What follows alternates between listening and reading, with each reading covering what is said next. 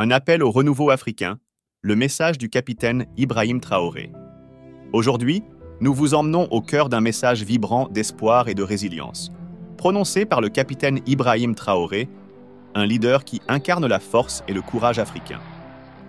Ce discours ne se limite pas à raconter une histoire, il pose une question essentielle. Que signifie être jeune africain aujourd'hui?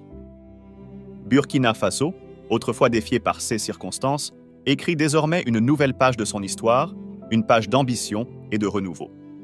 À travers des récits poignants et des chiffres révélateurs, Traoré montre que l'avenir appartient aux rêveurs audacieux et aux acteurs déterminés.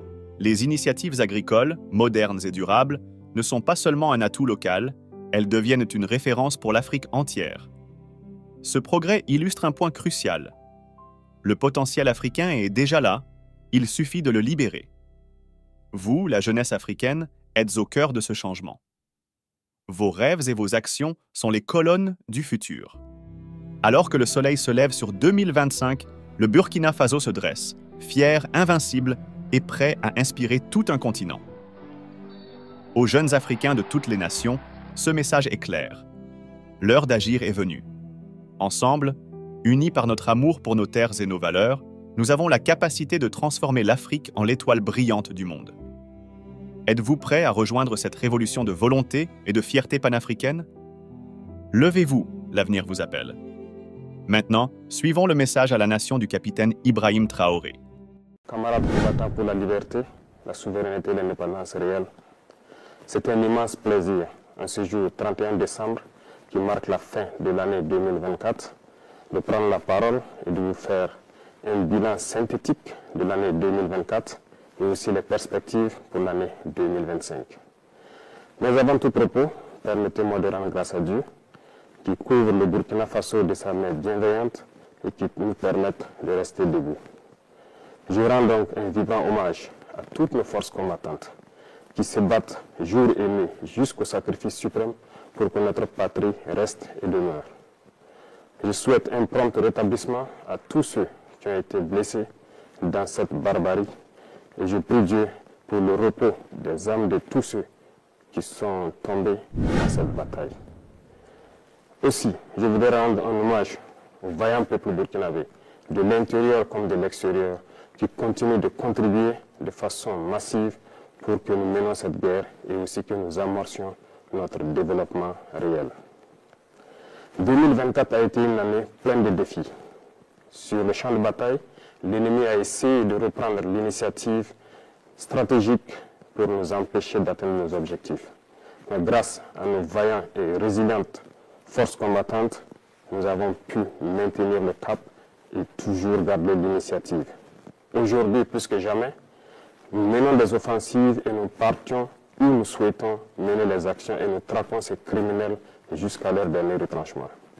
Cela a été possible grâce à une dynamique enclenchée depuis 2023 et qui se poursuit toujours. Notamment, il s'agit de l'équipement de nos forces combattantes en moyens logistiques, en moyens de manœuvre et en moyens feu. Et nous allons continuer à accroître tout au long de l'année 2025 pour que l'armée dont nous rêvions puisse être une réalité et puisse protéger notre patrie pour des années, des décennies à venir. Nous continuerons le recrutement comme il a été le cas en 2024. Pour cette seule année, nous avons recruté au sein des Forces armées nationales seules plus de 15 000 hommes qui sont toujours en formation dans les centres et qui devront donc renforcer les rangs des forces combattantes au cours de l'année 2025. Nous poursuivrons également la formation de manière intensive en collaboration avec tous les amis de Burkina Faso pour que nous puissions avoir l'armée que nous souhaitons. Sur le volet du maillage du territoire, plusieurs unités ont vu le jour avec une armée qui est la brigade spéciale d'intervention rapide et nous continuerons de renforcer la capacité de toutes les armées pour faire face à la menace actuelle et les menaces à venir. Dans ce sens, il y aura la création au cours de l'année 2025 d'au moins 5 bataillons d'intervention rapide qui seront placés donc dans des zones stratégiques et aussi au niveau de l'armée de terre, nous verrons la création d'un groupement expéditionnaire Sahel. Tout cela dans l'objectif de pouvoir densifier les champs de bataille et de reconquérir la totalité de notre territoire. Au niveau des forces de sécurité, le réajustement va se poursuivre de manière stratégique et nous souhaitons que ces forces puissent s'adapter de manière intelligente et avec une grande flexibilité à la reconquête du territoire pour pouvoir combler les interstices et les couloirs qui pourront servir donc à ces criminels pour s'infiltrer. Nous poursuivrons donc les efforts avec l'accompagnement du peuple pour mettre à niveau toutes nos forces combattantes et pouvoir mailler et reconquérir l'intégralité de notre territoire. Et pour ce faire, les infrastructures routières sont très importantes pour accompagner la reconquête du territoire. Au cours de l'année 2024, plusieurs projets ont vu le jour, notamment en matière de construction de routes tant dans nos villes et dans nos campagnes. Dans ce sens également, il a été créé l'initiative Faso Mabou, qui devra donc à terme pouvoir doter chaque région d'une brigade de construction de routes. Déjà, les équipements pour les premières brigades sont en route et dans quelques jours, elles pourront être opérationnelles et devront commencer à agir pour le bonheur donc de nos forces combattantes pour leur mobilité sur les champs de bataille et aussi doter certaines zones qui depuis là n'ont pas de route, de bonnes routes pour qu'ils puissent communiquer. Qui parle de route, parle aussi d'écoulement de nos produits. En ce sens, nous avons intensifié en matière d'agriculture notre production cette année 2024. Les résultats sont très satisfaisants et nous rendons grâce à Dieu qui nous a permis d'avoir une très bonne pluviométrie sur l'ensemble du territoire national.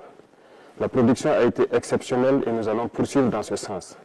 Plusieurs spéculations ont été introduites, des spéculations de rente, telles que le cacao, le café, l'avocat, le blé, bien d'autres, qui devront permettre de pouvoir stopper plus ou moins les importations au Burkina Faso et aussi de transformer ces matières et de revendre à l'extérieur pour faire entrer des devises dans notre pays. Tout ceci contribue au développement de notre patrie que nous sommes en train donc d'amorcer petit à petit. Sur le volet de l'élevage, plusieurs projets ont été menés au cours de l'année 2024, notamment donc le renouvellement du cheptel à travers donc plusieurs initiatives, mais également nous sommes en train de mettre en place un système pour l'alimentation du bétail et du poisson. Plusieurs campagnes de vaccination ont eu lieu, gratuites par endroit et subventionnées par d'autres endroits.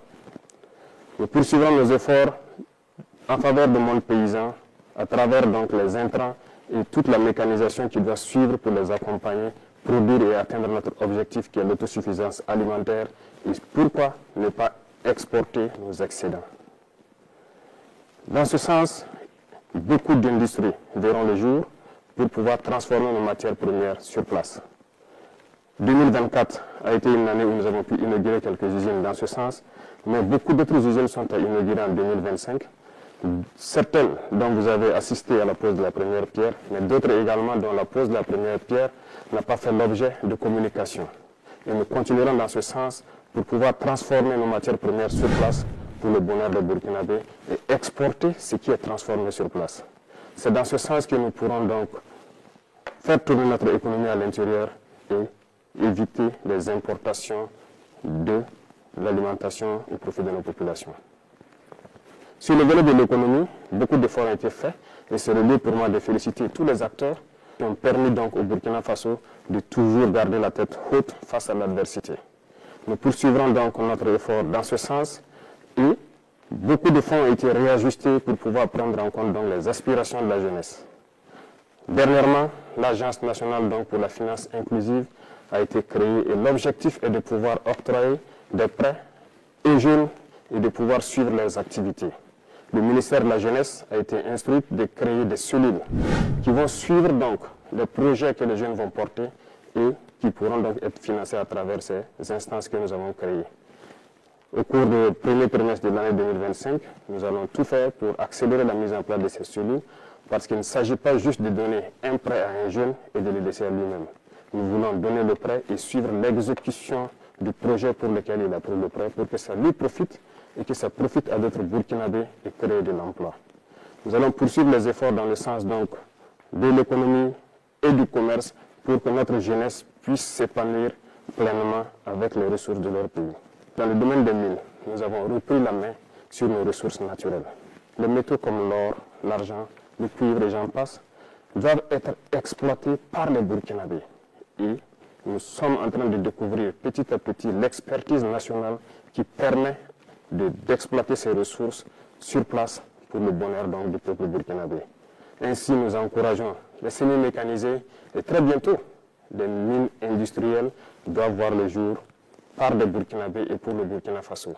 Et l'État met tout en œuvre pour pouvoir donc exploiter cette expertise locale au profit donc de notre patrie. Dans le domaine de l'environnement, plusieurs projets verront le jour. Nous escomptons créer dans chaque province un bosquet. Et le type de bosquet qui doivent comporter des plantes médicinales et des herbes qui pourront être utilisées par nos radiopraticiens et même par nos chercheurs. L'Institut de recherche en sciences de la santé a fait ses preuves à partir de nos plantes locales. Cet institut d'ailleurs, j'ai donné instruction pour qu'on puisse me lister tous les équipements dont ils ont besoin pour accroître leur capacité et exploiter notre potentiel en matière de plantes et d'herbes pour suppléer certains médicaments importés. Nous allons poursuivre dans ce sens pour que nous puissions nous soigner nous-mêmes à travers nos plantes. Et donc le ministère de l'Environnement est en train de tout mettre en œuvre pour que ce projet donc voit le jour en 2025. D'autres projets d'envergure en matière de reverdissement, de plantation d'arbres à travers les institutions et toutes les structures qui pourront donc être désignées verront le jour pour que nous puissions reverdir notre environnement, prendre soin de notre environnement et que ça profite pleinement au Burkinabé. Ceci va augmenter donc le plateau en matière de santé. Nous sommes en train de faire beaucoup d'efforts pour que le plateau technique des différents centres de santé et des hôpitaux puisse se rehausser. Les dotations ont eu lieu en 2024, notamment en termes de matériel médical, mais également 2025 verra le jour de nouvelles dotations d'équipements médicaux et surtout de centres de santé à travers l'initiative pour la santé. Les infrastructures sanitaires seront construites dans plusieurs communes parce que nous voulons faire muter nos centres de santé et de promotion sociale en centres communaux qui doivent donc avoir un plateau technique assez fourni en laboratoire, en imagerie pour pouvoir s'approcher des centres médicaux avec antenne chirurgicale. L'objectif est de rapprocher les populations rurales des soins de santé primaires et de pouvoir faciliter un certain nombre de choses dans ce domaine. Parlant donc d'éducation, plusieurs réformes ont été entamées.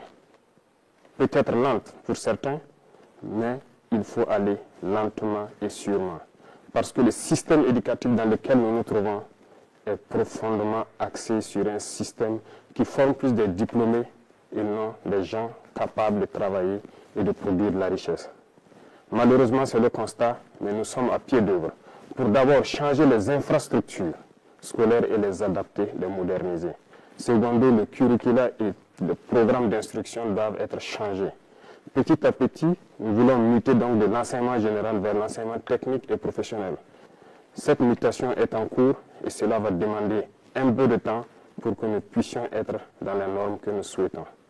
Tous les secteurs seront visités dans le domaine de l'éducation et c'est pour cela que l'initiative pour l'éducation de qualité pour tous a été créée et déjà les premières pierres des centres modernes que nous souhaitons ont été posées et les constructions vont se poursuivre tout au long donc, de l'année 2025. Camarades, dans le domaine donc, de l'administration, comme vous avez été témoin du dernier procès de détournement de fonds dans notre administration, cela montre combien notre administration n'est pas en adéquation avec les aspirations du moment. Aussi, les procédures sont obsolètes. Voilà pourquoi beaucoup de mesures sont en train d'être prises pour que cette administration redevienne fonctionnelle comme on le souhaite. La CRD a été mise en place dans ce sens et nous travaillerons à ce que dans le mois de janvier, elle soit opérationnelle et que les citoyens puissent dénoncer des cas de dérive et de manquement, de dysfonctionnement dans notre administration.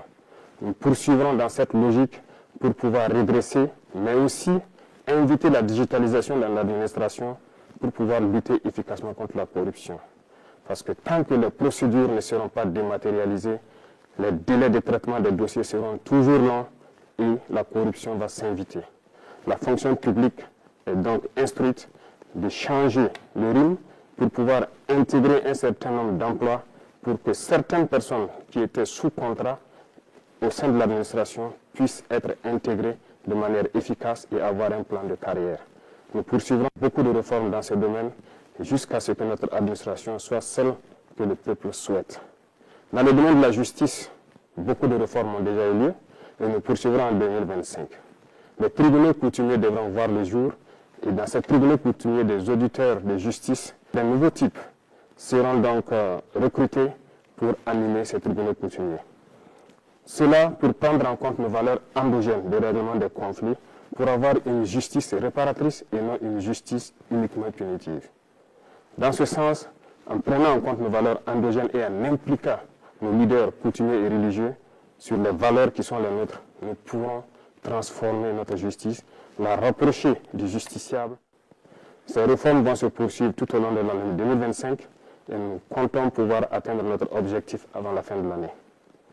Dans le domaine de l'administration territoriale, comme annoncé par le Premier ministre lors de son discours de politique générale, un redécoupage du territoire s'impose, en tenant compte d'un certain nombre d'aspects, superficie certes, mais surtout stratégiques et économiques. Cela sera proposé en 2025. La décentralisation, qui est aujourd'hui une très bonne chose dans le fond, mais dans la mise en œuvre se retrouve en souffrance.